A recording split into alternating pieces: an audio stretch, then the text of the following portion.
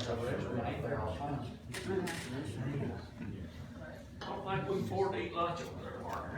Well, y'all can just type it. It's good. You can share it. That's what I thought you said. Hey, listen. You can share it and still have lunch. If you go and get their breakfast, the small one, I can't eat all. Sir? Are they proud of the coffee? Yes, sir.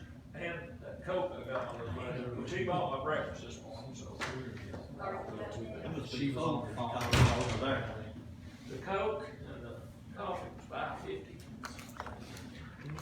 Where's that?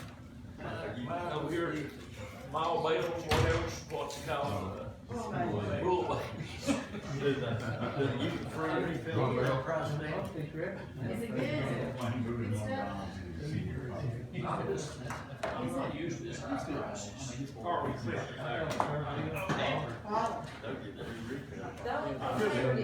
Has anybody tried the new coffee place in the parking lot? Place that's, coffee beans, is that what it's called, or whatever it's called? 60 beans. Yeah, it's just a little. I'm not a coffee drinker, so no, I have not. But that's not a knock on them. I don't try anybody, so they might be wonderful. I don't know. You- That's buggies. Okay, I'm gonna call this meeting back to order.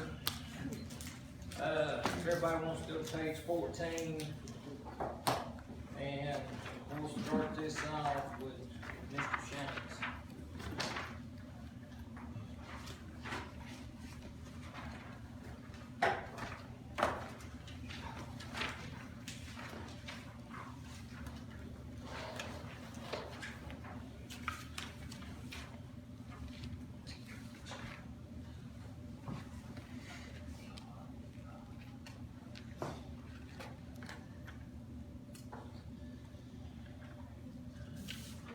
Are you ready? Ready, if you're ready. I think I am. Good morning, y'all. Good. Thanks for putting up with us. I know this is not a lot of fun. I'm gonna start on my budget at, line 320.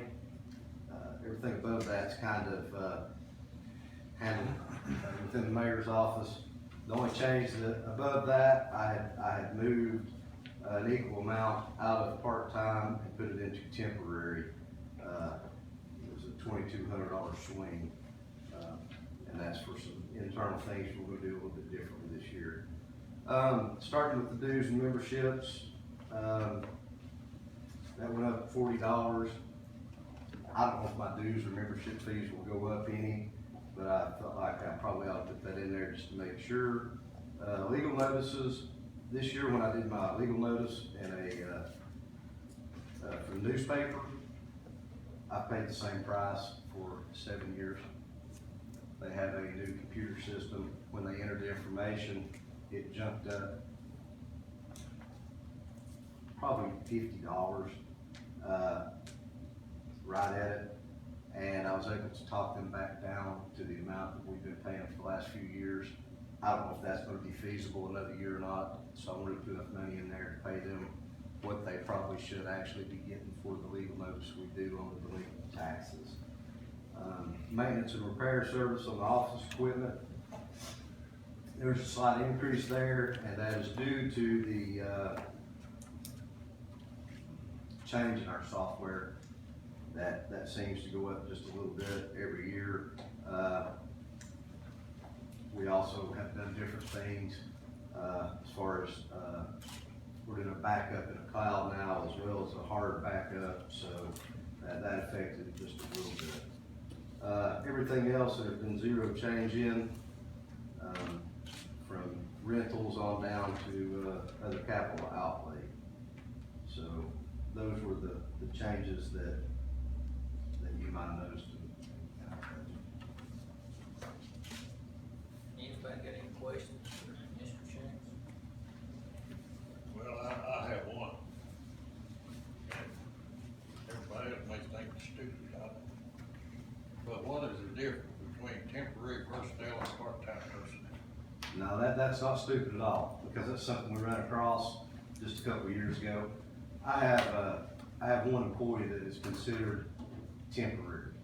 She works from October to usually about the middle of March, and she gets the same she don't have insurance or anything, but she gets the same days off and everything as the full-time people. She can pretty much do everything that our full-time staff can do. Is that usually somebody that maybe works at Churchill? That frees me up to put someone in Churchill. That's what we do. We bring her down here, and then we send one of ours to Churchill for that period. And that's exactly what that is. The temporary people, in the last few years, we've seen a decline in the use of, our part-time people, a decrease in the use of our part-time personnel. And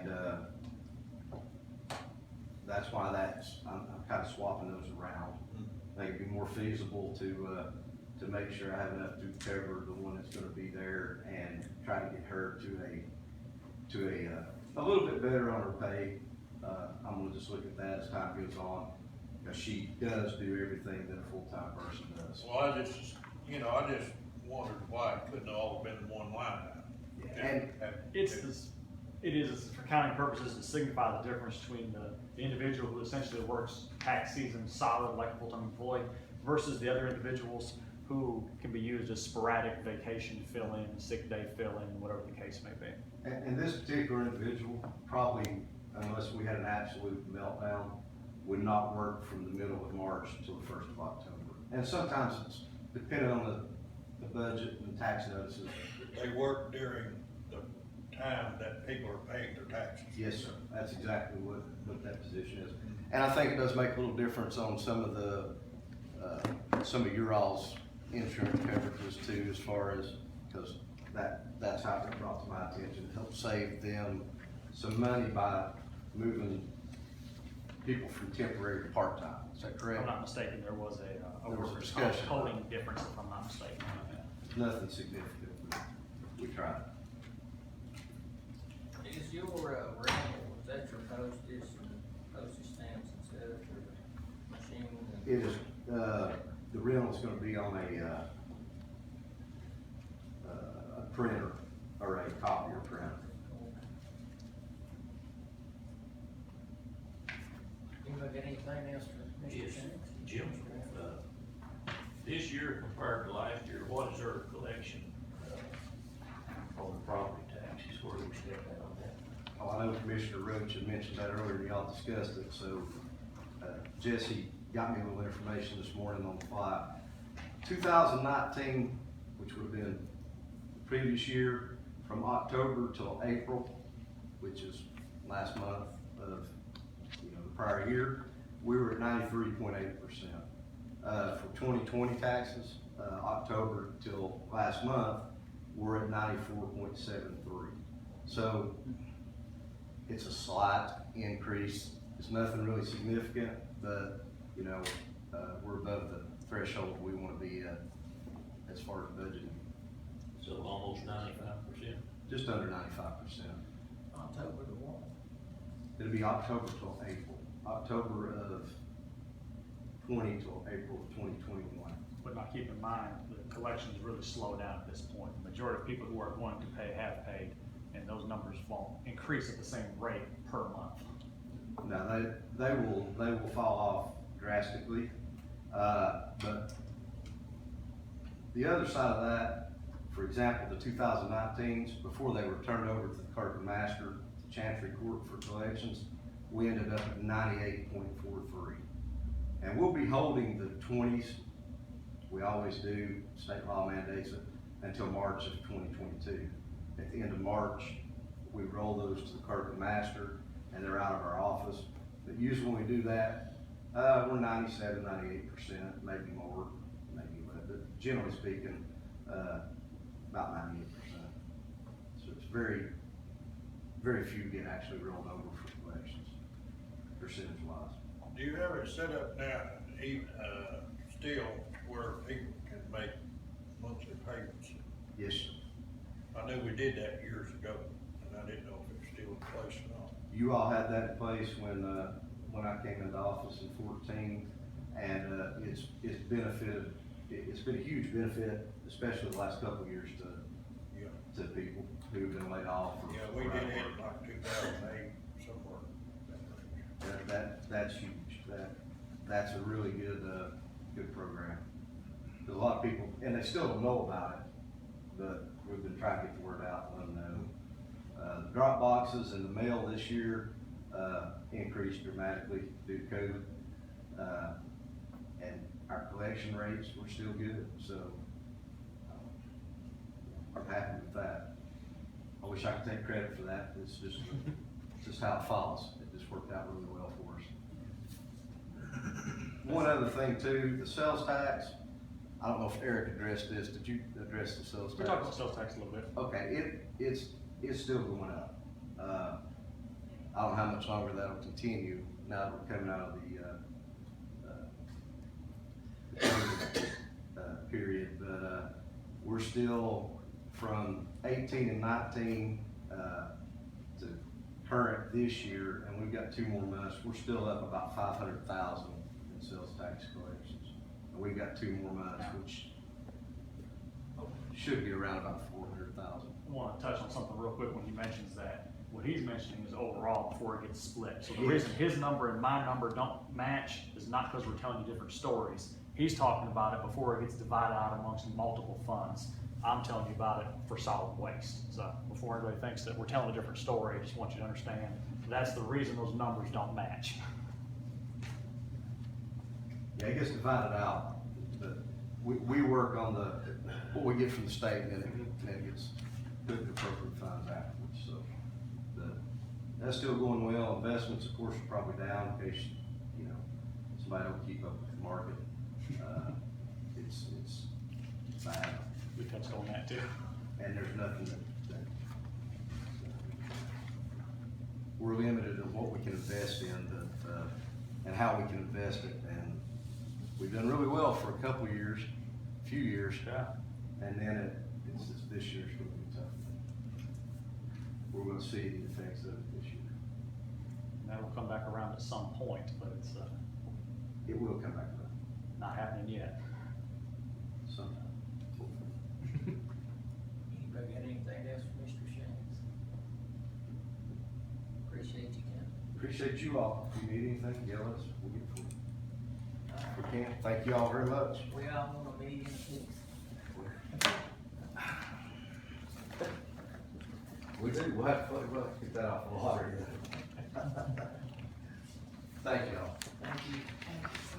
Hey, can you, you ain't going there? Yeah, I'm just gonna grab my water. Do you have things if you want?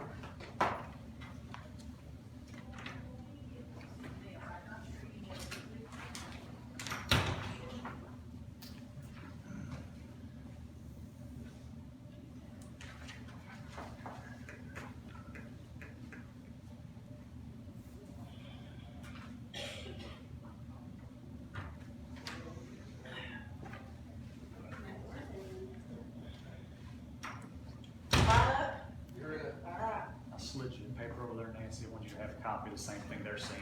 Okay. That'd be page 15 in your book. Thank you for coming. Thank you for having me. Looked through my proposed budget this morning briefly. I've only asked for a couple of things, increase, in line items. I just asked for a $200 increase in 52500-307 communication. Since we upgraded to Host and Connect, I had to pay for 2 dedicated fax lines for both of my offices because I don't know what the specifics are, but they wouldn't work, so we had to get 2 dedicated fax lines. This covers internet for Rogersville, Churchill, and my drive-through location.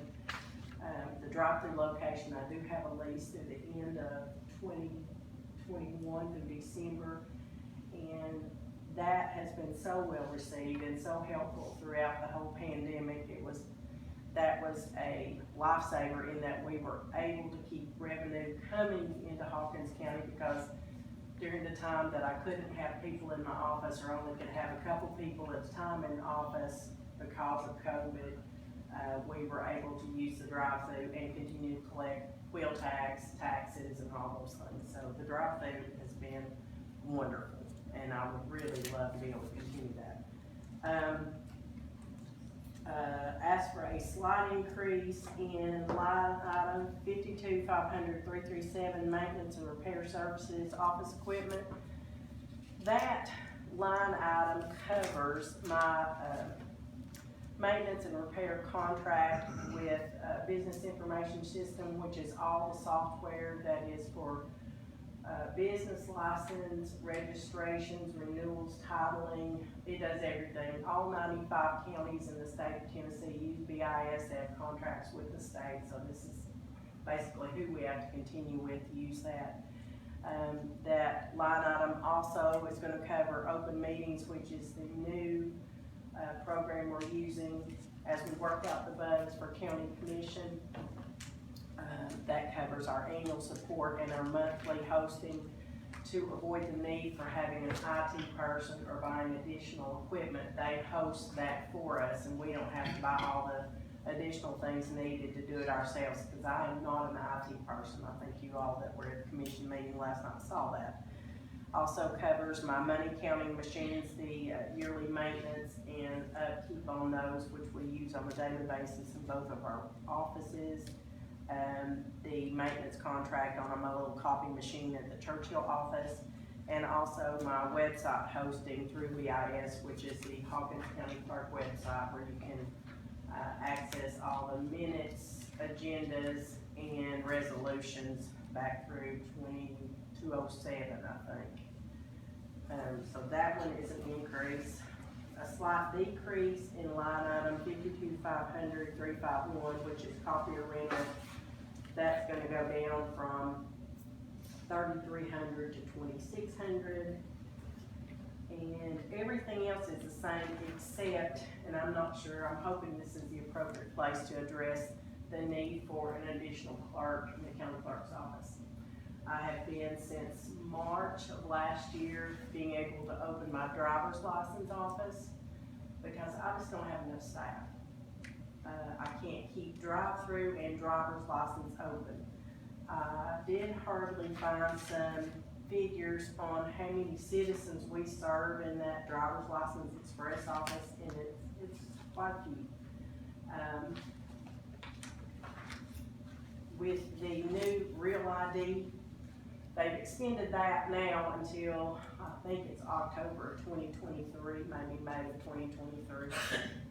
The Real ID is required in order to fly in the United States.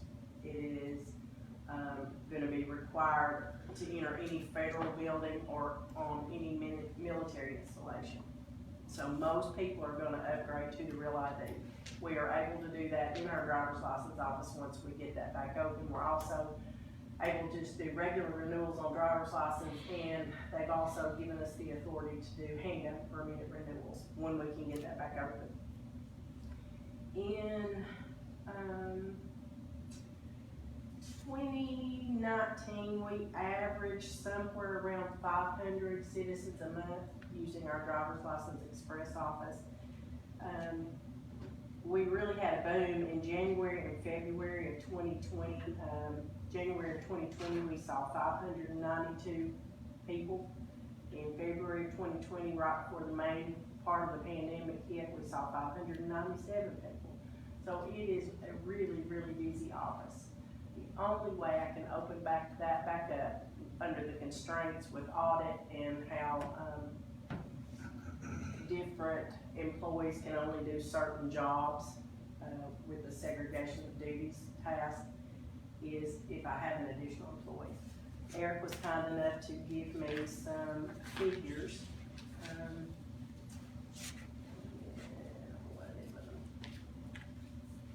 On what it would cost for an additional clerk. I think it's at the In the- bottom part. As I say, yeah, in the That's a meantime, big range though. How do we know if it's gonna come in at 29 or 47? you do not, and the reason for the large range is nothing to do with Ms. Davis or anybody's control. It's whether they take our insurance, and if they do, what plan did they take? So what you're seeing there on the low end is opting to not use our insurance, and on the high end, you're seeing somebody taking our family plan.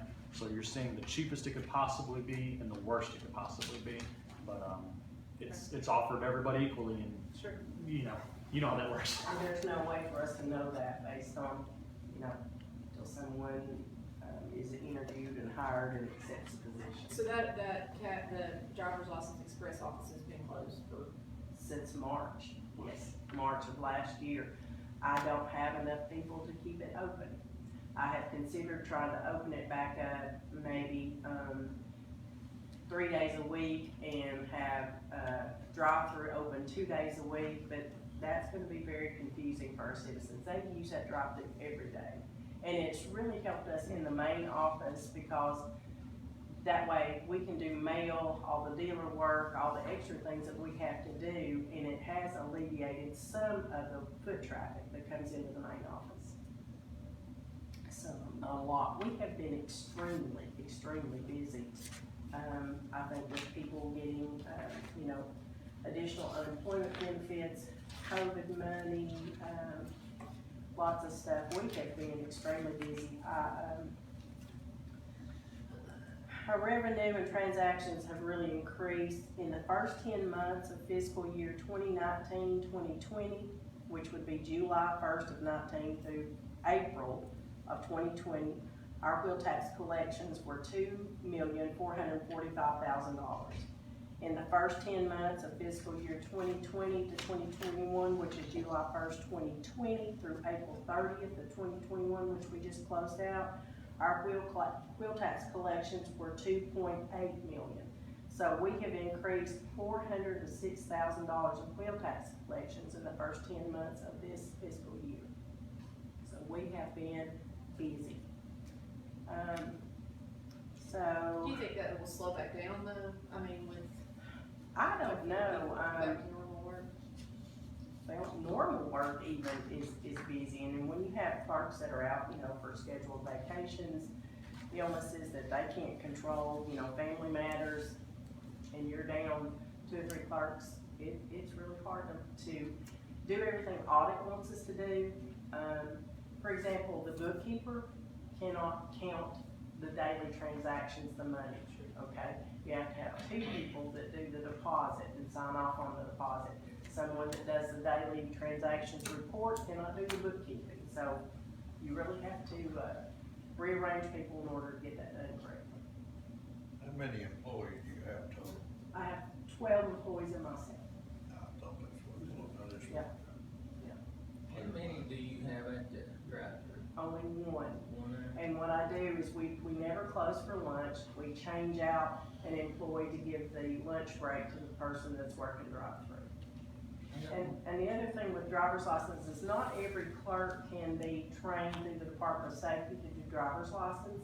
So I only have specific clerks that are trained, and I'd like to get one more clerk trained, so, in the event somebody's out for illness, vacations, whatever, I've got somebody filling. I noticed on the line item 106, Mhm. you were taking a decrease in the pay there. I noticed everybody else is getting an increase, but you're taking a decrease. Several employees that retired. who were Employees have towards the retired, so top. that brings your number down. So- There's still increases for individual people who are moving across, but the new hires starting at the beginning of the You've scale. got a that's 30-year taking effect employee in that's here. retired, that's making more money than when I'm gonna start out somebody at a 7, step 1.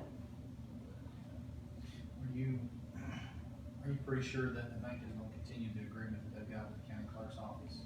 I hope, no, I have no way of knowing for sure. They have been so good to us. First Community Bank has been so good to us, allowing us, to use their facility. They gave us chairs to use. They've been great. So in the event, and I know they've been good, and I hope we can continue working with them, in the event that they were to say, we need to repurpose that facility for bank usage, and you do get an extra deputy, will you then be overstaffed? No, absolutely not. Not with the increase of business that we've had. There's no way. That's the only complaint I hear is not being able to get the driver's license at your office. I hear that quite often. Yeah. And it's a problem for elderly people too, because It is. if they go to Lovell or to Morristown, they're spending driving time going over there, and they're also sitting over there for 2 and 3 hours at a time. So if we could get that back open, I think it would definitely benefit the citizens of Hawkins County. Ms. Davis, if by chance you was to get another, deputy, would your staff, with the additional help, would your staff be able to, take the minutes for the committee meetings for the county commission? I This believe, is just to do our day-to-day operation. There had been some discussion, I don't know if this is the correct place to do it or not, there had been some discussion from commissioners who've asked me about, would I agree to supervise an additional employee to do, your commission meetings and minutes? And I said yes, if I were allowed to do the hiring for that person. Because if I'm gonna supervise somebody, I want to be able to be the one that hires them. We shouldn't have to do that.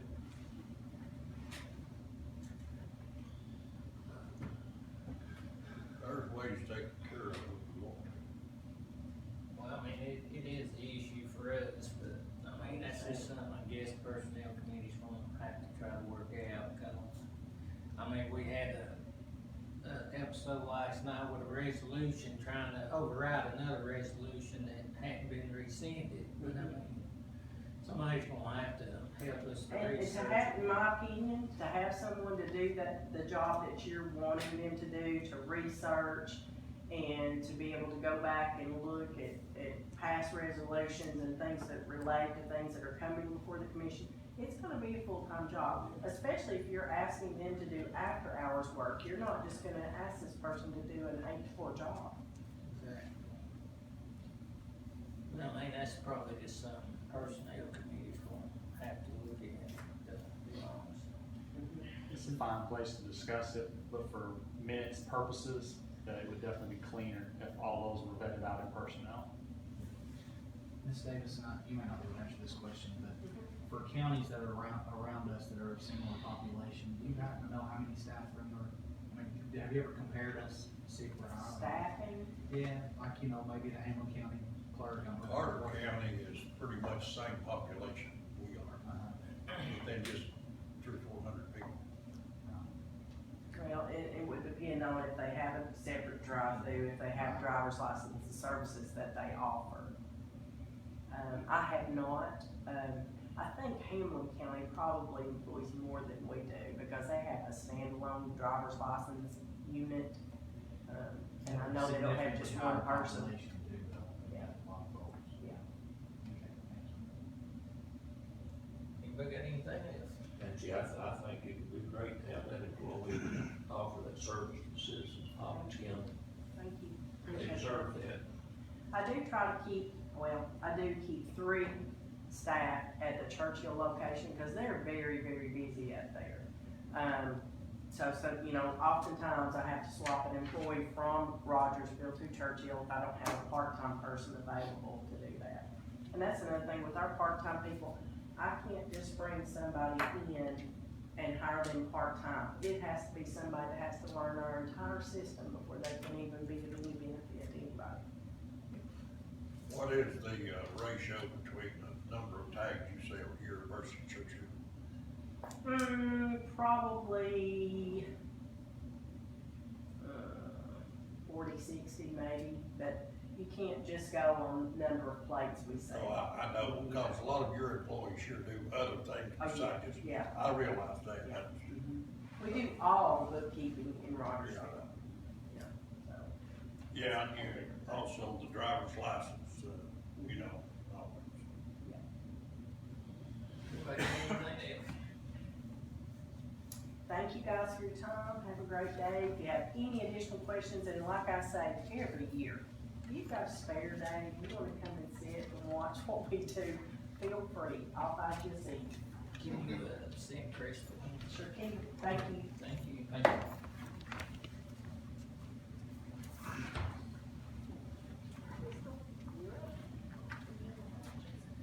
That'll be page 9. Put a sheet down there so you'll have the same thing that they're seeing. I did, yeah, I should just go with it. It's by line item, it explains what comes out of our lines.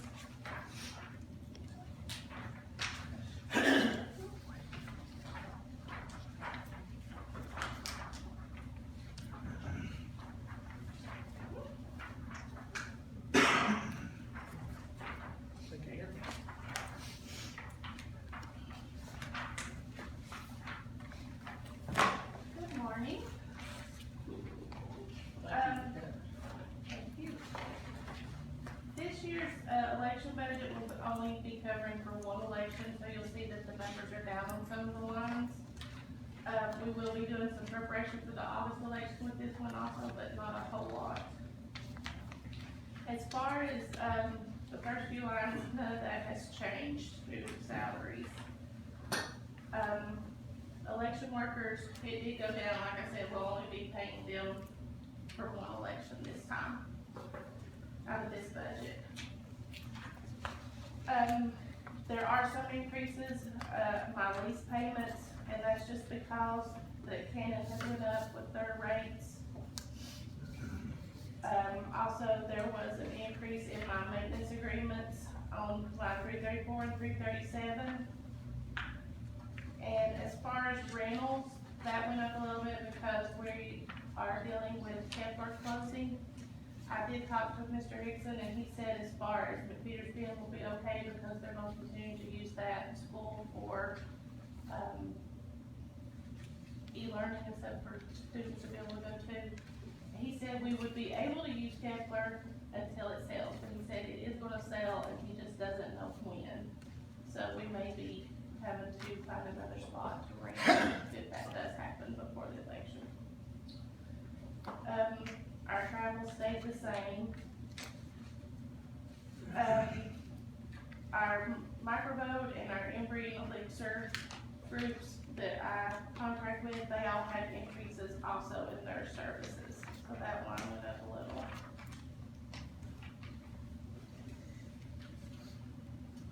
And then, other than that, the rest of them are staying in with the last budget, and it was just for one election. But other than that, we're not really doing a whole lot this coming year as far as the budget. It'll be lower. Now, the next one will have 2 elections on it, so it will change. Did you say 337 increase? I thought you did. The maintenance repairs and stuff, I just know that it went up, but I may have not upped it. It might have got up from the last time. Well, I know it said 0 here, but I thought you said. It may be in 334 maintenance agreements, Yeah, possibly. maintenance agreements. Well, you said 34 and 37, so Yeah, I didn't see 337 is 0 right now. do we need to change That it? should be 5,000 for this budget. There should be 5,000 in it. It is. Oh. Yeah, right there. 334 is 5,000, 5,500, but 337, 0. 337 is 5,000 for the 21-22 budget. That last column The last is the column. difference, Oh, okay. your increase or decrease. So it's still 5,000. And there is a maintenance of effort for elections, and the way that that's worded is it's gotta be at least equal of the last election cycle the same. So when she's talking about it, flopping back and forth from one election to a 2 election year, you have to at least give her as much as you did the last time she had 2 elections. Anybody got any questions for Chris? We, talked about that last night in the, meeting and passed the resolution. The, Churchill early voting wasn't risky as what building. It was. And now you're we're going gonna back check to the clay lots lots. where it used to be. Yes, but it'll still be $75 a day as we pay Churchill. Yeah, I know the clay lots wanted to go up on their rent. We talked with them and that's what we come to agreement with. Yeah, So, but I mean, I'm talking when they left to Oh. come to the rescue squad building, they went up on the rent, I believe it's $100 a day. I And- can't really. Yeah, say you for wasn't sure. there, I mean, but that's the reason they went to the rescue squad building.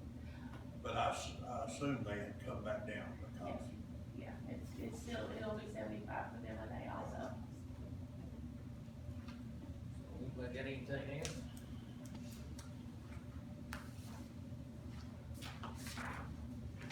Appreciate it. Thank you, y'all have a good day. I don't know who the solid, You know what? I don't know who the next person is. so. Amy or Bernice or possibly both. See if they're available.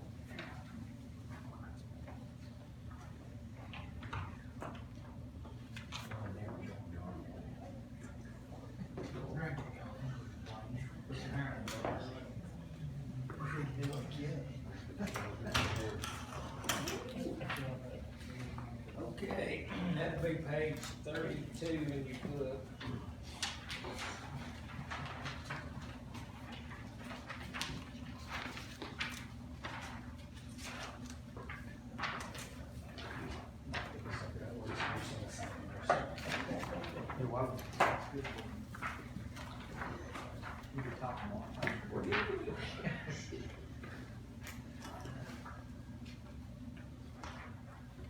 Can you tell us who you are? My name's Amy Dishner. I'm with the Hawkins County Soil Conservation District in Rogersville. I've been there, it'll be 8 years this year. Most of you know Bernice Scout, she's been there 25 years. She could not be with us today.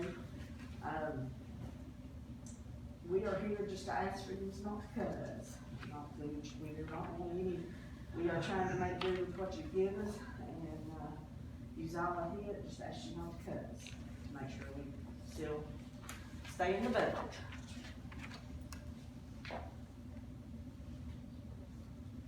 Anybody got any questions?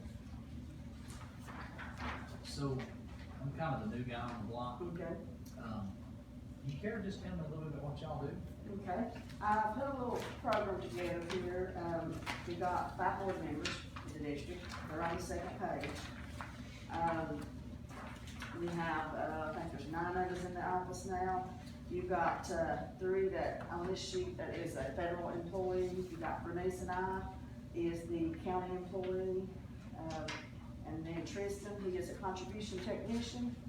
He is a 3-way contribution paid, county pays 9,000, federal pays 9,000, and the state pays 9,000. As of last year, the NRCS, the federal, kicked in another 3,000, so they paid 12,000. And you all pay the 9, and we get 9 from the state. That pays for a position. We actually have 2 of those.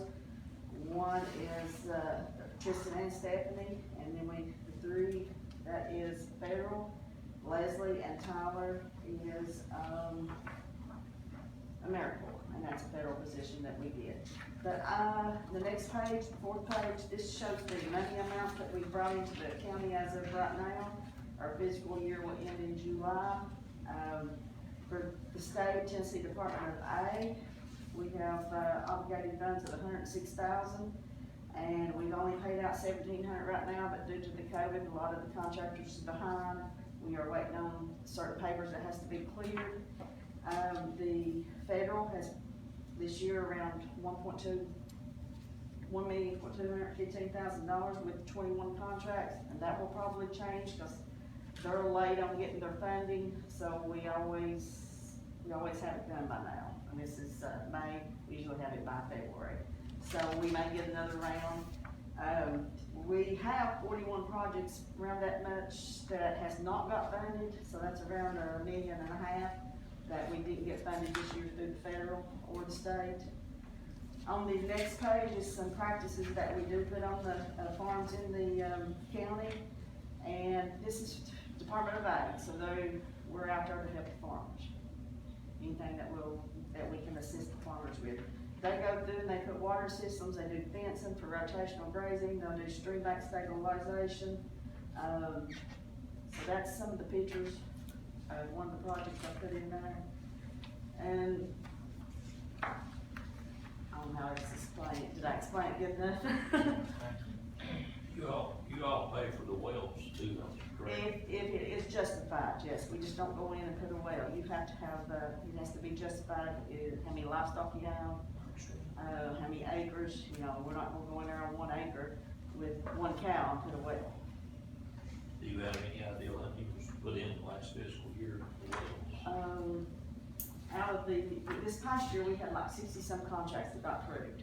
This year, it's not been as many through the federal. Through the state, we had 11. This year, for 2021, for 20, I think it was 12. On the state money, we usually don't do wells because the wells cost so much, and we only have a smaller amount of money, so we try to do as many small projects as we can. On the federal money, that's usually where the wells is done. I would say, give or take, less than between 15 and 20. Not every project has to have a well. On some places, do you do two wells? It'd have to be an awful big farm from just about 2 wells. And a lot of livestock, yes. I mean, not that I'm aware of. And this includes hay barns also? No, hay barns, that would be UT Extension. We are not hay barns. That would be through UT Extension. Daniel Horn came up and helped me with a lot of drain pipe I put in. So, Yeah, Daniel's our district conservationist. So you come in and you worried about us cutting you, I mean, Well, years how's it ago, going I've been to here affect 8 you? years, and, with the district. And it has been come to the board that will make cuts, and, now we bring in, last year was like between $3 and $4 million, last few years. This year it's been a little less, I don't know if that's due to the COVID, slowing everything down on the funding or what. But that's just been, I guess you say hearsay, they're gonna make cuts, you know. I ain't heard nobody say that. So we always just come and say, please do not cut us, you know, I plan on retiring from the district if, you know, that works out.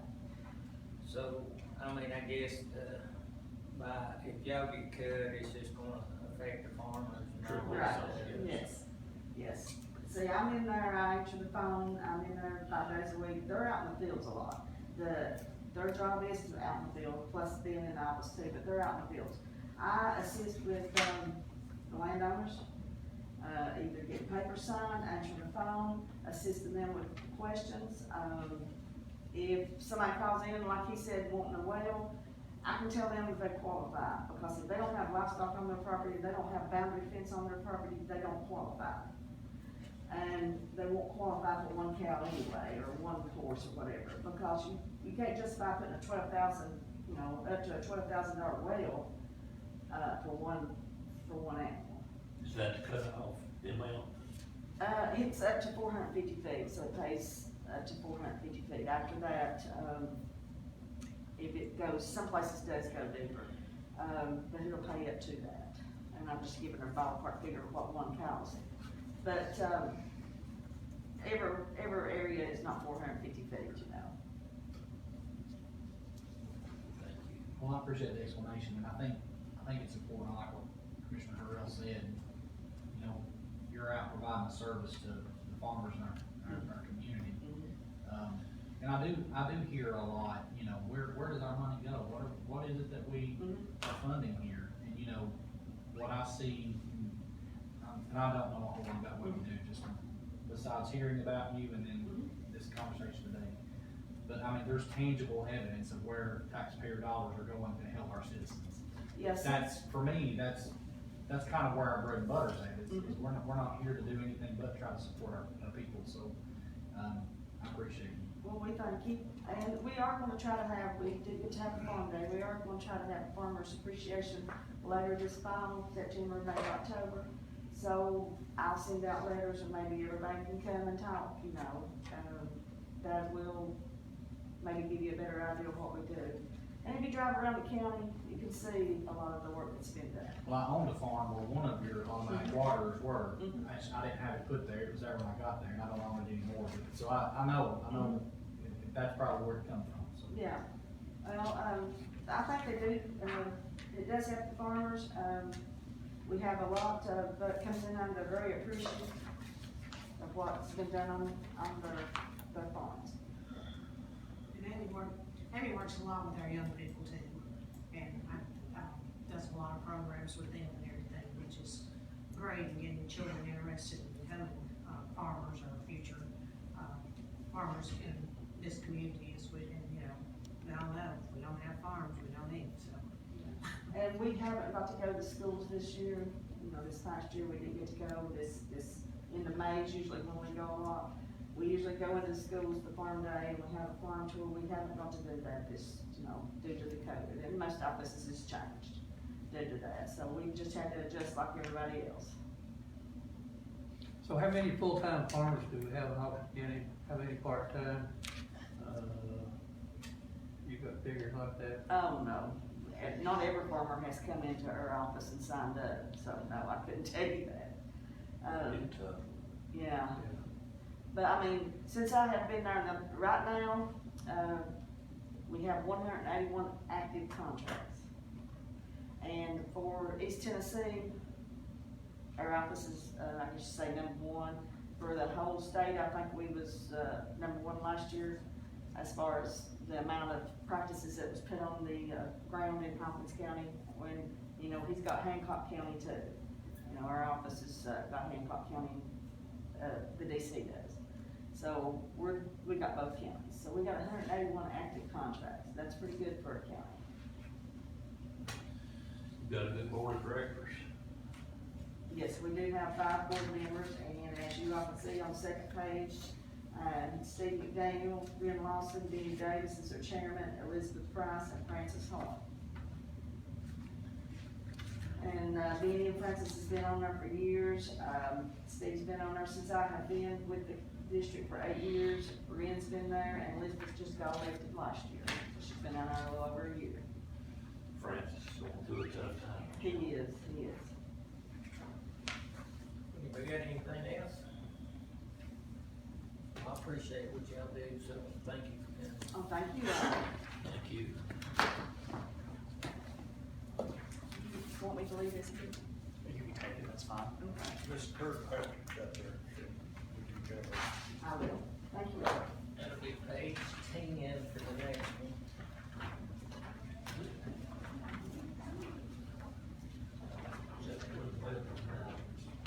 Yeah. Yeah.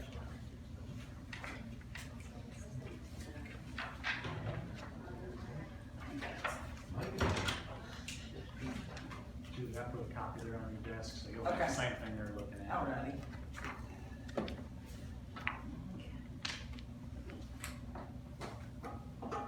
You all have been through this with me before, has anybody got any questions?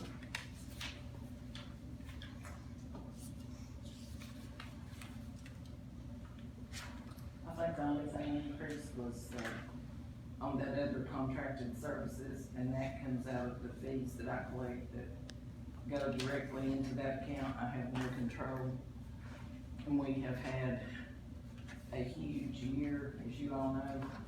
Property transfers are crazy. It's like it was back in the 80s. So we've collected a lot more funds, which is a good thing. And I know I'm gonna need more supplies due to that, but it's not gonna be that big a deal. But you should get quite a bit of extra revenue out of my office this year because we're way ahead of the game. I have one question, it doesn't necessarily apply to just your office. Okay. I seen on that Reynolds line, a lot of copiers for these different offices. Do we do like a county contract, a countywide contract, or does every office contract their own? Every office does. I think most of us do, we're through, mine's through the state, you know, we did the state thing. So we get back off the state contract? Yeah. I guess I was just curious, even if we could get a better rate for those that don't, you know, that since we're not really cooperating together, if we could get a better rate on those copiers, because it's not a huge cost, but it's something if you were to add it all together. But that's just a suggestion, and that would probably be a Sarah Davis question. Yeah, ours is very reasonable, it's very minimal, because, I don't know if y'all, some of you know how my office operates, but we make lots and lots of copies every day for people, so, you know, we gotta have something that doesn't go down when we need it. Yeah, the state agreement that I have with the machine I have has been wonderful. I think I've been under this plan for probably 3 years now. That's good. worked very well. Yes.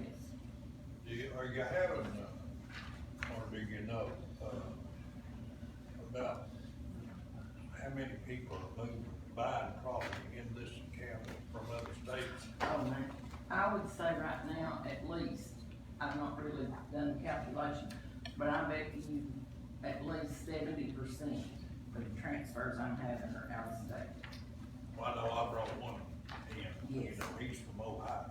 Yeah, we've had a lot from, California, New York, Indiana. We went through a spell, I had like 7 people one week from Indiana. We have a lot of Florida, you know, everybody wants to be a Rocky Top fan, that's I right. know 2 that moved in from, one from Wisconsin, one from South Carolina, Mhm. and, 2 different ones from Ohio. Yeah, we've had a lot from Florida right now. You know, they say this is the best place in the world to live, you know, because, and I ask them, it fascinates me, how do you find Rogersville, Tennessee out of this whole country? And the general answer is, well, we came on vacation to the Smoky Mountains, and then we got online and started searching, and Hawkins County has, you know, as far as your school system, you know, you've got access to lots of interstates, you know, so, and they like the tax rate and no state income tax, so that's the big pull. And I tell them, we're glad to have you, just don't try to change us. And they don't, I mean, I've met some really good people, I mean, what's coming in here, they really want to be a part of the community, I think, so it's a good I thing. think most of, Tennessee can find like that. Mhm. Maybe not in Yeah. big cities, but in more rural areas like we are. Even Middle and West Tennessee, Yes. they're pretty much like we are too. They're Our moving in. realtors are having trouble finding land to sell. Yeah, yeah, there's nothing, if you sell your house, you better make sure you got somewhere to go. Cause you cannot find a rental, can you, Larry? No. Can't find a rental, I it's, was just calling yeah, it's, if anybody's got any money laying around, build you some apartments, because they'll, They bought It's 145 acres near me. And they gave $373,000 for it, sight unseen. They bought it looking at it on the computer. yeah. Yeah, And we have houses a- are selling the same way above asking price. We, you know, we have a lot of, veterans coming in, and I feel like, you know, they've retired, they're coming out because, I think they feel like we are, we treat our veterans better here than lots of places. You know, I think that says a lot for the community. Yeah, she was talking about the house prices, I'll tell you this, there was a house on the market, it's been on the market, I know, 5 years. And the guy who inherited it, Helen Johnson's son, that house has been on the market 5 years for $650,000. It's on the lake, it's a beautiful home, but, you know, had I made an offer, I would probably no more ever than 400, because it was built in the 70s, 80s. Anyway, I know the guy, and we kept telling him, you're never gonna sell it, you're gonna have to bring the price down. Well, 2 weeks ago, he changed realtors, listed it with somebody else. Somebody walked in and offered him, the price was still $650. They paid him $750,000 cash. He liked the job. Yes. I'm like, it's okay, I'm glad you did it, but, you know, it's unreal, the prices, it's just, you know, of course, it's hurting us, people that live here on a regular income, you can't compete with them right now, because they'll go way above and beyond Well, the price to get what they want. it's a good thing and it's a bad thing. Yeah. The bad thing is if they buy, like in the instance I gave, $373,000 for 145 acres of rough mountain land. Yeah. Well, in a radius, my taxes are gonna go up because of that. Mm-hmm. See, that's where it comes in, it hurts the ones that are living here. Yeah, it does, and I said, you know, this can't go on forever. No. I know, this happened in the 80s, and then we hit around, what, 90, 91, and the bottom kind of fell out for a while. But, Well, I know 3 or 4 realtors, and they say that probably by the end of the year, yeah, the we'll bottom's see. gonna drop out.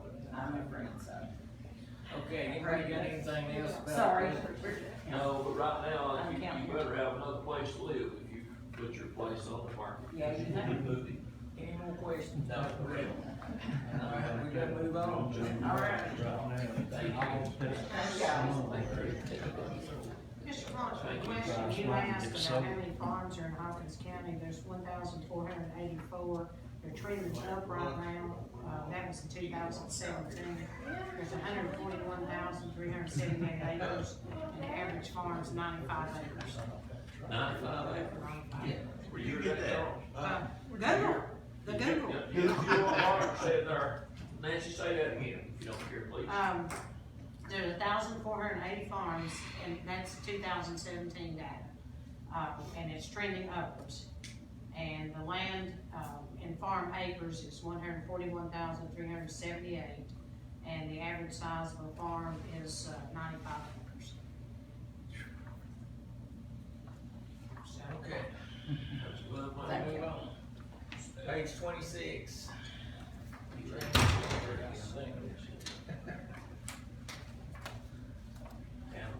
Nancy, can you see if Jamie's out? Sure. Oh, we got mine. Yeah, me. Did he? John? Morning. Is that no boy? I said, I know that boy. How are you, Colonel? I'm doing well. How's the meeting going? We're just glad to be here. What page are you? 35.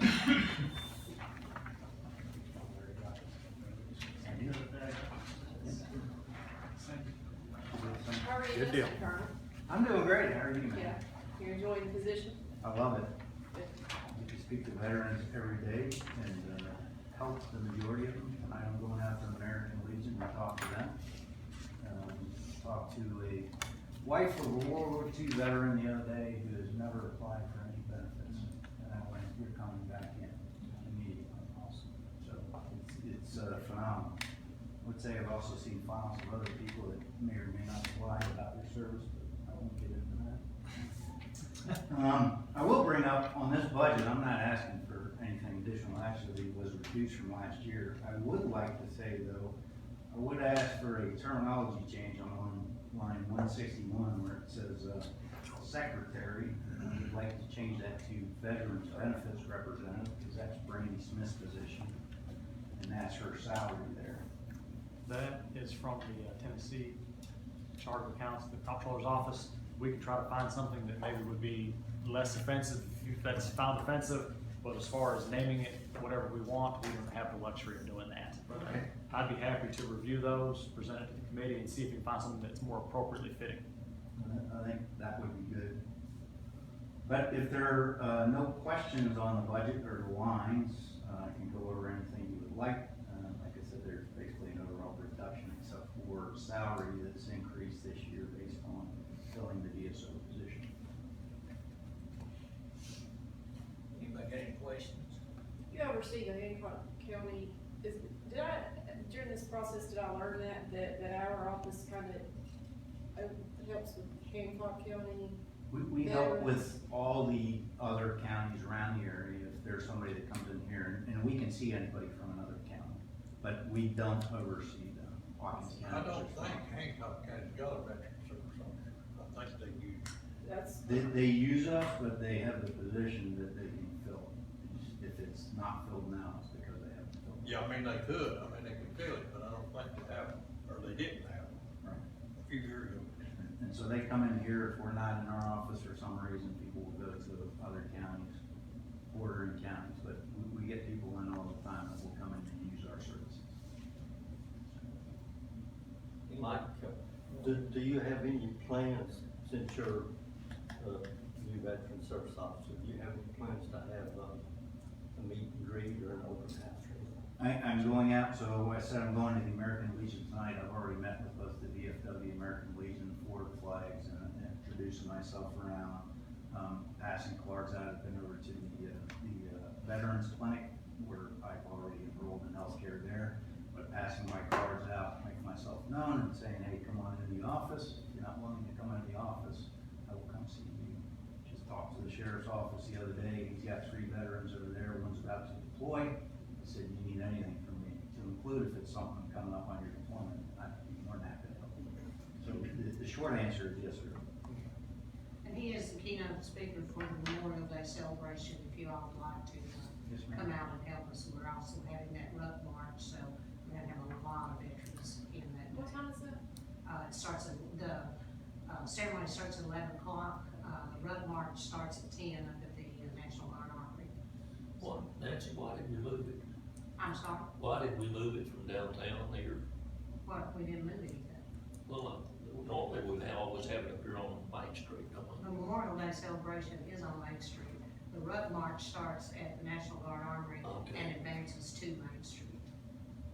So there's no changes, except there will be an official retirement of flags. There'll be a flag burning ceremony conducted by Sewellsville, Churchill, one's Boy Scout group. So nothing's changed. Thank you, Nancy.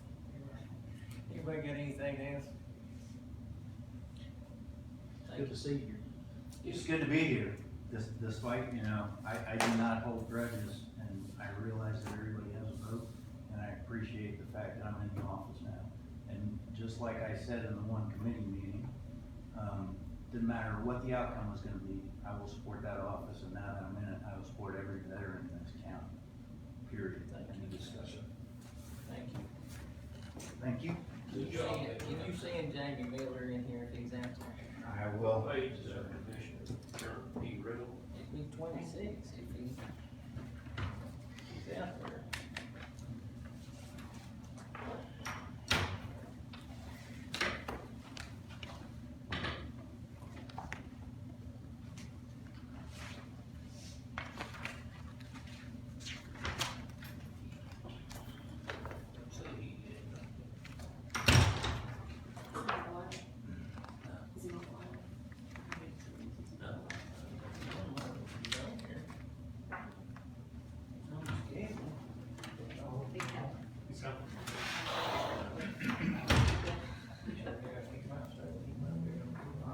He's not out there.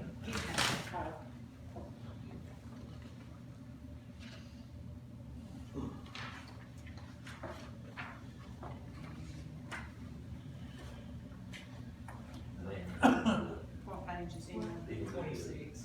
Oh, Yeah.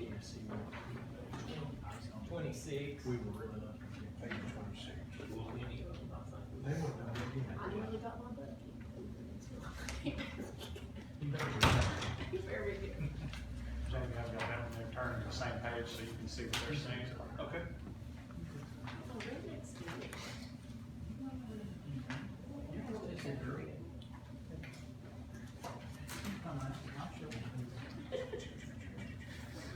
Because my mouth just shut right there, that's the problem. Thank you. Your mouth right to its comment, can't tell.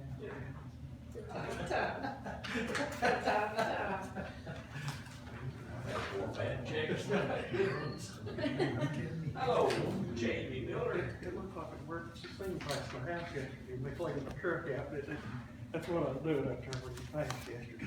I just paid no attention to it. Stuff sitting everywhere. Just two. Thanks, sir.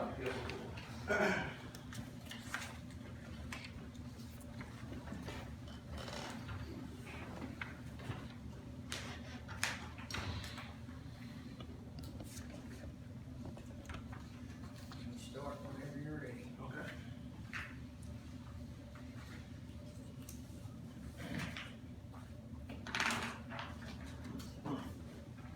First of all, I'll go over a quick overview of my office and accomplishments. And went back a little further than a year because I meant to do this last year, and through the coronavirus and workload in my office, we was unable to do that. Since taking directorship, my office has been involved in conjunction with the mayor's office about $412,500 worth of grant funding, directly impacting the county. And probably that much, or a little more, that sustains teams that comes to our aid, when needed. All that's listed in the top section of this document. On average, I've got me as a full-time employee and 2 part-time employees. We have 120 to 160 responses. Assist pretty much all emergency agencies in Hawkins County and some state agencies that require assistance sometimes. Our biggest projects, since I've took directorship, have obviously been coronavirus and the radio situation, which we were able to secure $250,000 grant funding for that as well. I've did some research trying to find other grants that have had success with the type of radio system that we've selected, and that's the only grant that I can find that's ever been working for that type of system. We obviously go to conferences and stuff, keep up with our industry standards, and I'm just going through some of these quickly. Also act as a floodplain manager, take care of the basic emergency operation plan. So run the District 1 Homeland Security Council, I'm a voting member, also a voting member on the CMERT side of that, chemical, biological, radiological, nuclear, and explosive. We'll be deploying the first ever Hawkins County hazardous mitigation plan. That's ever been approved by FEMA. I found this work dating back about 10 years on that. Helps identify hazards and opens us up to a lot of grant opportunity for special flooding, landslides like we've had on 70, 66, and 31. Act as a liaison for federal, state, local governments. Also deal with PBA along with that part of the job. We've delivered 200 of the ERG books out to various agencies throughout the county in the last year. So when that book's good for the first 15 minutes of keeping them safe on a hazmat and set evacuation zones and that sort of thing. Within our budget, we also provide some communication between the mayor and my staff. EMA funds the safety director position within my budget. That program is managed by the mayor, and the mayor receives that program, but that funding comes from my budget for that position. We also work directly with the National Weather Service and have a lot of programs that work with them and have been instrumental in the selection of AEDs that have been deployed out to the various agencies within the county. As far as my regular budget, speaking before, I think there were some budgetary things that we just changed on the regular budget, just to make some contractual agreements. Yep, you'll see there the salaries that are adjusted accordingly and the benefits associated with those. The biggest change you're going to see is the mayor had asked me to remove E911 and ERT from Jamie's budget. So you're going to see a massive reduction there. It's not that money is out of the budget, it's just that it's changing places. And so that is re-put back in under another category that we had not used before, which was 54900, other public safety. It's actually on the very next page, 27. And you'll see there that line is established back over. So no money has really changed hands one way or the other, just getting it out of that budget. He had asked me to do so, and so we have done that to comply with his request. Other than that, the budget's primarily unchanged. So we still are doing the 194, it's just in a different location? Yes, ma'am. So what are the benefits of moving it from Jamie's budget? Optics. He just didn't like the optics of it being in the EMA budget. In the past, and even before predating Jamie back to Mr. Merle, there was a lot of questions on why the budget was so high for EMA. And a lot of it really wasn't that high for EMA, it was contributions that were in there. So contributions are now removed from that budget and placed somewhere else. Net effect of nothing, but it just changes the location. Basically, glancing at that total overall emergency management, that number was highly inflated from what the actual number was. I also have a new request and some stuff to address prior to that. And you'll see that new request there at the bottom of that page. Ready for that part? Ready for that part? Go for it. Okay, absolutely. Some things I want to address before we go to this new request. I have one new request in. I'm sure you all will receive emails from different people in the public with concern to, our ability to respond to a disaster. Obviously, I work, within my budget to the best of my ability. If we wanna address some of those, we're more than willing to do that within our office. For example, New Emergency Operations Center for the county, we have a neighboring county that built one of those, that's about a $400,000 expenditure for that county. There is some grant funding available for that, that I intend to pursue anyway, but, you're looking at probably about 5 years to implement something like that. What was it? For grant funding. Talking about our emergency operations center, some people feel that that's not sufficient. I'm willing to build whatever we desire as a county, but, There's I costs think associated there's with cost that. associated with doing that. I obviously can't do that within the budget I have now. And then, is there any other questions on that? I think most people received those emails that you might want to talk about there. I didn't get the email, but what was this new vehicle for? Okay, I'll go into that too. I just wanted to address those emails that everybody gets. Also, two of the cities have added first response vehicles into their fleet to respond within their cities. If there's ever a desire for my agency to be involved in that, we're more than willing to do that as well. I think that'll be a positive program and it's already saving lives in the city of Churchill and Mount Carmel. But if there's ever a desire to do that in the community, we can help in any way that we can. And I'll go into the new request as far as I just wanted to address those two things up front.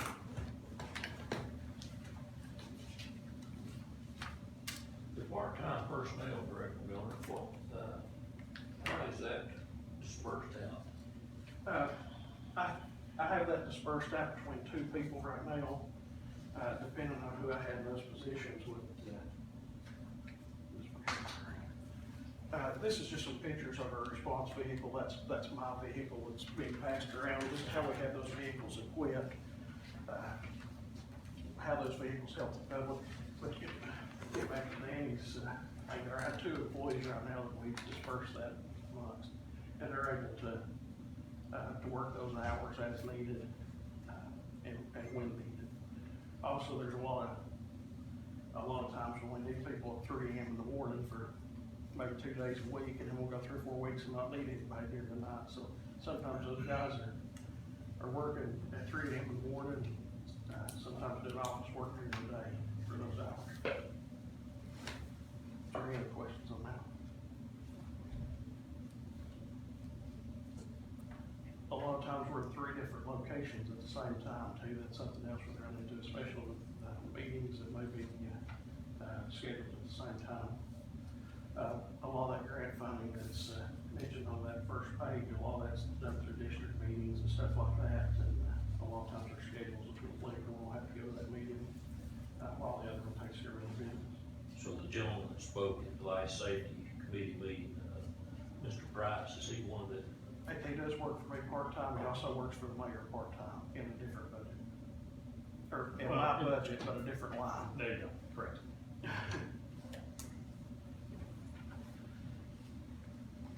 As far as the new vehicle request, we obviously have an aging fleet of vehicles, to go over the vehicles we have.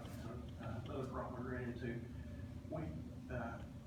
the majority of the time that, Director Burrow was, over the agency, we had a blue military surplus vehicle, that we used for a backup vehicle, we used for our extra personnel, we used for large-scale events. That was military surplus. It was acquired through the sheriff's office. It's been used for by emergency management for several years. The sheriff's office got in a situation where they didn't have enough work crew trucks and requested that vehicle back. So that took that vehicle from our fleet that we were using. That's that blue truck that you see the work crews working along 11W and stuff like that with. The other 3 vehicles I've got, got a 2013 F-250. That's the vehicle that I typically drive. It's got 101,000 miles on it. 2004 Ford Expedition. It's got 175,000 miles on it. Also, we're running into a limited storage issue with it. Obviously, with it being a smaller vehicle compared to these pictures that you see. also have a 96 flatbed. It has no dry storage at all on it as far as keeping equipment inside in the dry. There's no way to keep signs and stuff like that secured in it for helping traffic, that sort of thing.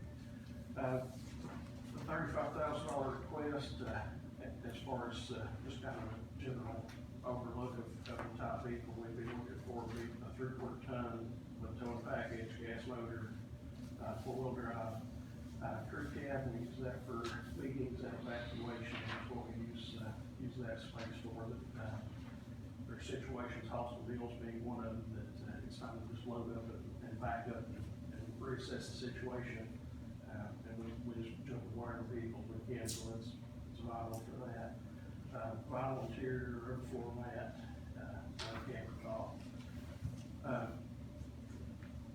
Don't know how much involvement each of these have in state purchasing.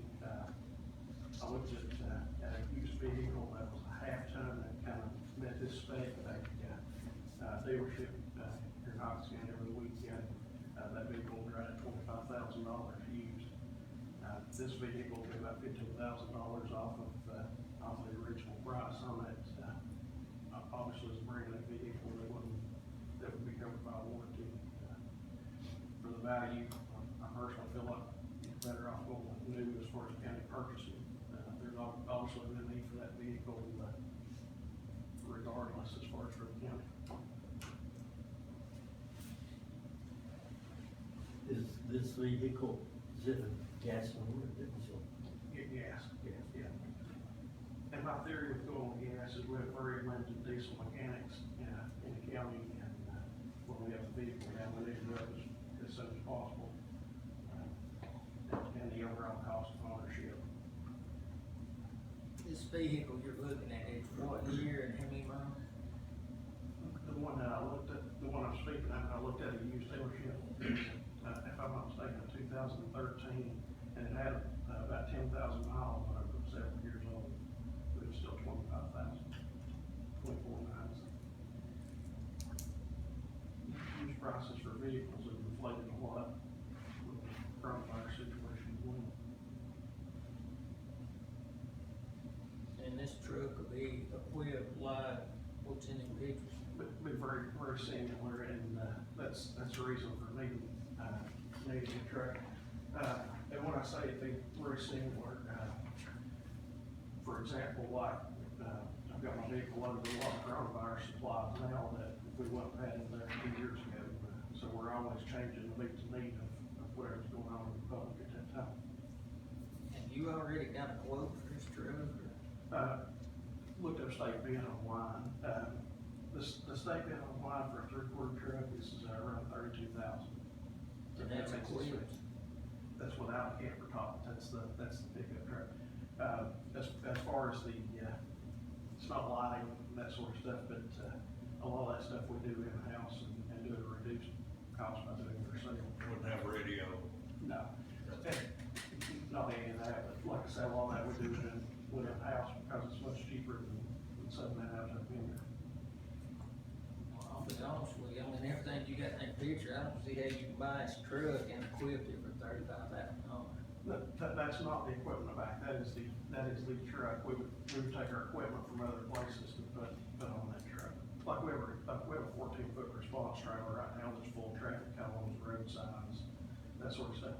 Obviously, a trailer is much harder to deploy, and we can't keep that stuff in like an expedition, just because there's not enough space. For example, traffic cones, by standard, have to be 18 inches tall. There's just no way in that expedition to store that, or 28 inches tall, there's no way to store that expedition. And what year is the truck on the state bid? Brand new. Between 2020 or 2021, whichever cycle they're at. And I'm not sure the exact date when state bid cuts over to the new year. Looked at as well as far as when the budget comes in. Are you familiar with when procurement? So how much of the equipment that's in the truck that you have right now would be able to just be repurposed over to the new vehicle if you were to purchase one?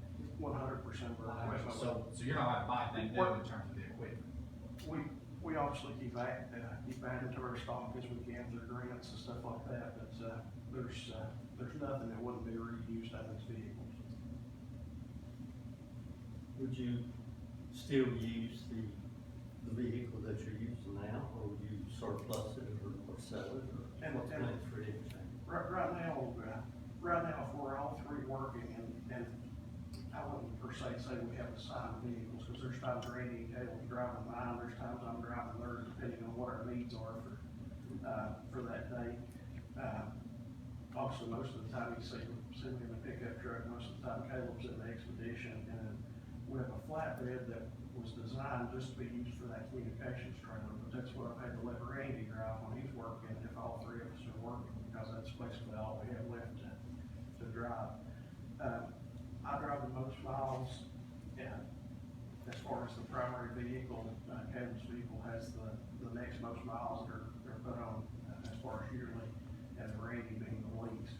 So we'll probably keep that expedition just for Randy to use for short purposes here in town, and also help out with his community for other needs. And then that's a flatbed back to its originally designed purpose of staying there, basically ready to that communications trailer to move out. We deployed that trailer yesterday morning, about 6 a.m. For search operation in Rogersville. Having that vehicle there and hooked gives us a much quicker deployment of that asset. When that asset's needed, it was needed 15 minutes ago. Yesterday was a situation where we had an explosion or anything like that. It was also a search operation, but we had a large incident at TVA or one of the plants, having that vehicle ready to deploy quickly to a large asset. Our whole goal is to save businesses economic impact when it comes to response like that. I'll give an example of that. I added a CO2 fire extinguisher by military surplus in my vehicle probably a week before we deployed it at a local business on a fire in their kitchen. Got there, there's no fire apparatus there. There were fire members there geared up. We deployed that CO2 extinguisher. It didn't completely put the fire out, but it knocked it down enough that the truck was able to respond, put that fire out. If we hadn't been able to deploy that asset, that could have been a huge economic loss for the county, just for that business could potentially burn down. They did have some downtime, but it definitely would probably minimize by the deployment of something as simple as CO2 extinguisher. Line item 399. Can you tell me what that is? Oh, on soft co-grade Yeah. Lindsay. Line 399 is on-soft co-grid. That's our mass notification system that's used typically by us and 911 for large-scale evacuations. I don't know this to be 100%, this is the way this has been explained in the past. Due to our phone situation, there's multiple vendors in here that offers phone service compared to one. And we have to contract that service out due to having multiple vendors. It pulls a database together of those phone numbers to call out an emergency. We actually used that yesterday morning, did like a 4-mile radius around that residence. It's becoming a more common practice for 911 agencies to do a reverse 911, which is what that's typically used for. Also a time we've deployed that 2 other times that I can think of under my directorship. One was a pipeline emergency on the pipeline on Highway 113, and one was the commercial fire in Churchill and Austin Mills for evacuation purposes. Both of those we placed a half-mile evacuation on.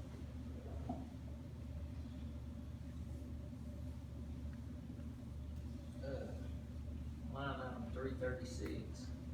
If we get new radios and stuff, will that line item be cut some, or? That'll have to be addressed once we decide that, and obviously we're getting a new radio system, and what I say by that is part of the maintenance of the new system will be covered by the normal manufacturer's warranty, which would be Motorola's warranty.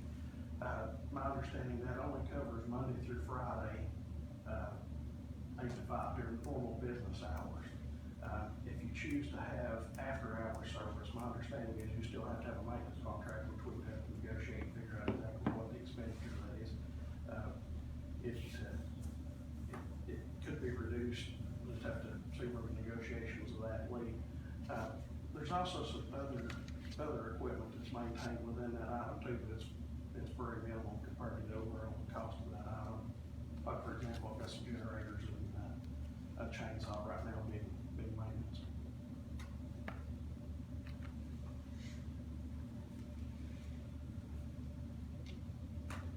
Like I say, contractually, we'll just have to negotiate that contract with the radio company. Anybody got anything else? Jamie, if the new radios are bought, what you propose, 521 something radios throughout the county? Yes, that was what the initial figure come out to, of what the funding would be able to supply. Will that help, communications any? What's the benefit of that? The benefit, we're gonna get into a lengthy conversation here. Right now, we have 3 sites. We have Short Mountain, Town Knob, and Bays Mountain. Those sites work independently of each other. Obviously, our officer of William County can't hear the other one because that coverage from that site doesn't go that far. We're obviously looking at adding a site to the north as well, which would be in the Clinch Valley community. The benefit that the new radios bring is the grant money fixes coverage. These sites will cover like they've not covered in years, just in the amount that each one will cover. But you'll still have areas that will cover from one end of the county to the other. The benefit those radios gives is the ability to connect those sites together. And the reason we have to do that with DMR versus any other technology is our limited number of frequencies. DMR gives you the ability to put 2 communications pathways with the same number of frequencies that any other way would only give you 1. So for example, in order to do sheriff's office, and we'll talk about the 3 sites initially. In order to do sheriff's office and EMS on the 3 sites, eventually you would have to have 6 frequency pairs total. With doing it DMR, you can go down to 3. So that's the advantage you get. Get twice as much coverage with half the number of frequencies. 189 here, we had this discussion last night.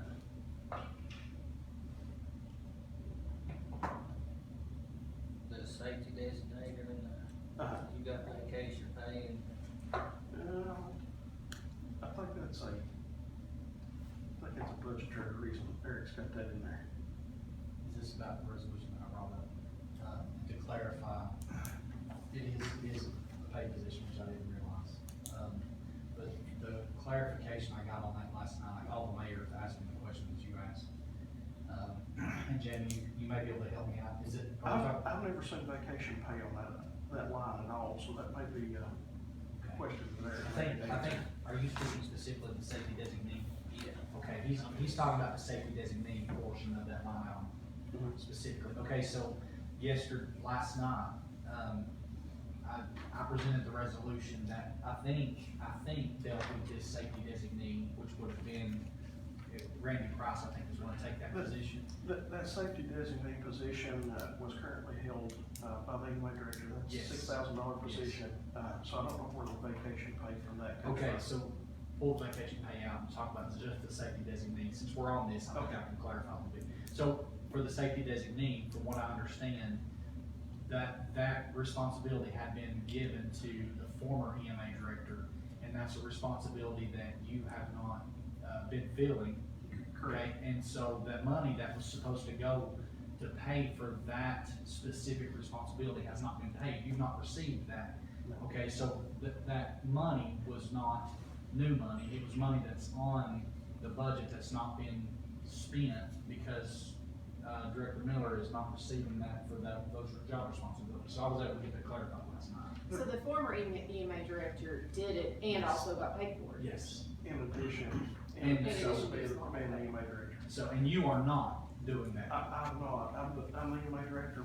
A lot of my salary comes from that EMPG grant that you saw listed there. There's limited things I'm allowed to do outside those normal responsibilities within those normal hours.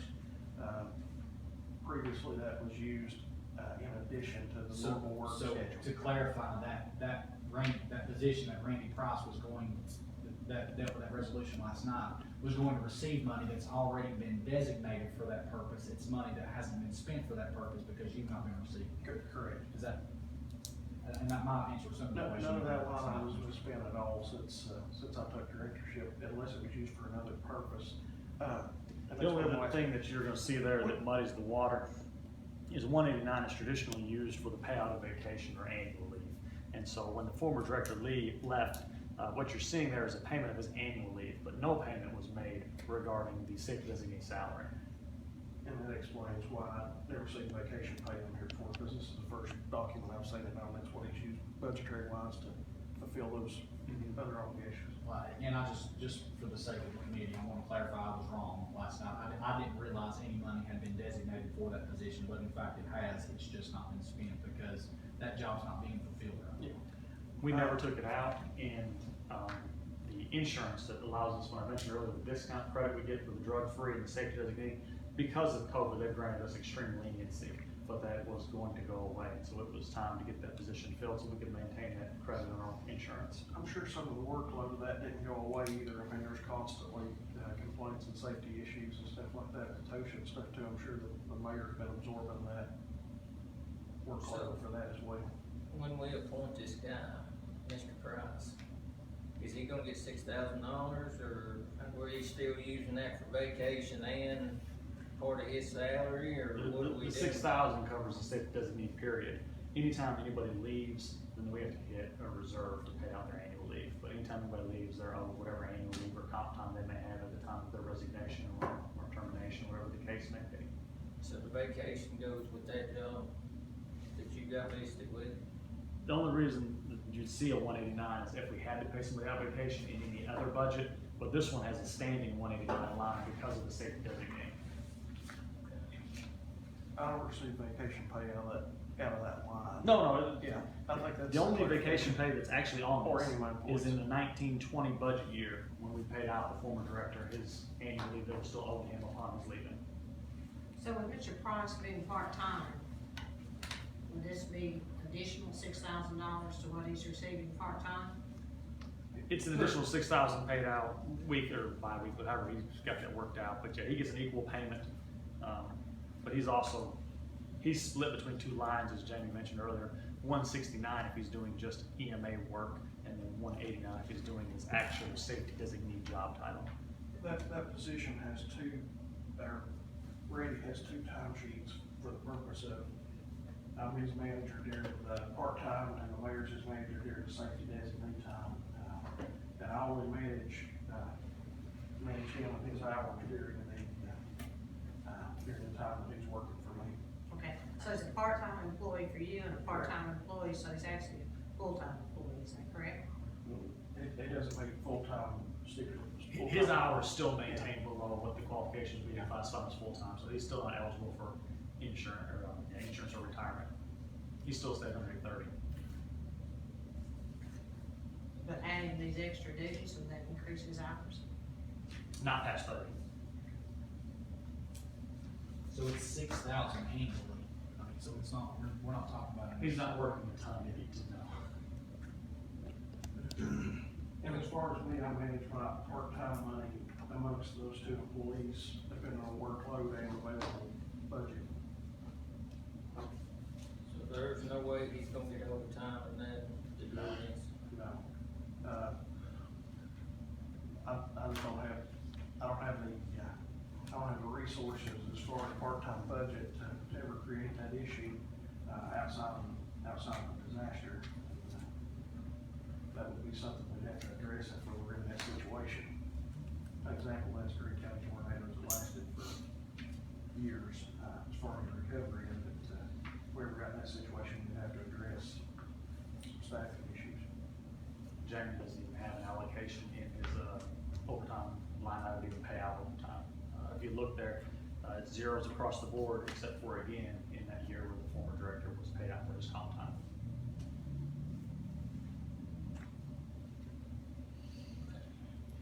Anybody got anything else? I can help you in any way, let me know. If you care to send in, Mr. Brent Price, please. Thank you. Okay, we got one more for lunch, be page 18.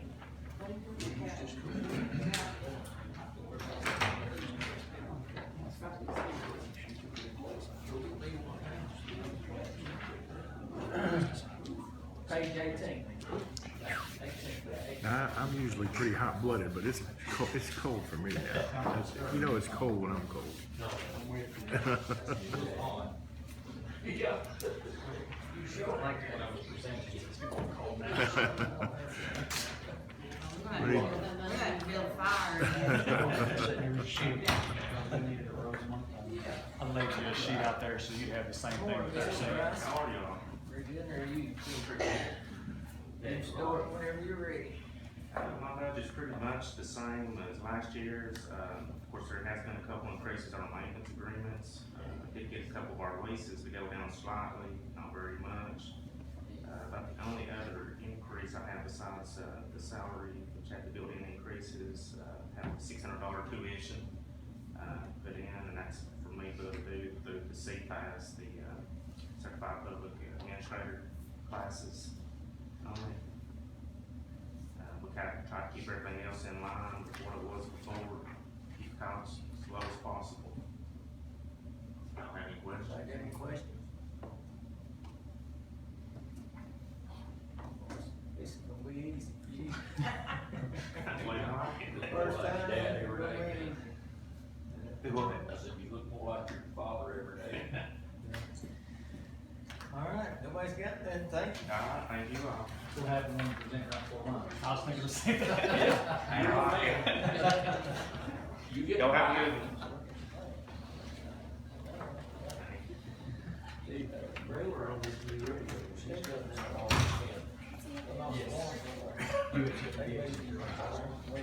Oh, now you can still get DMR scanners.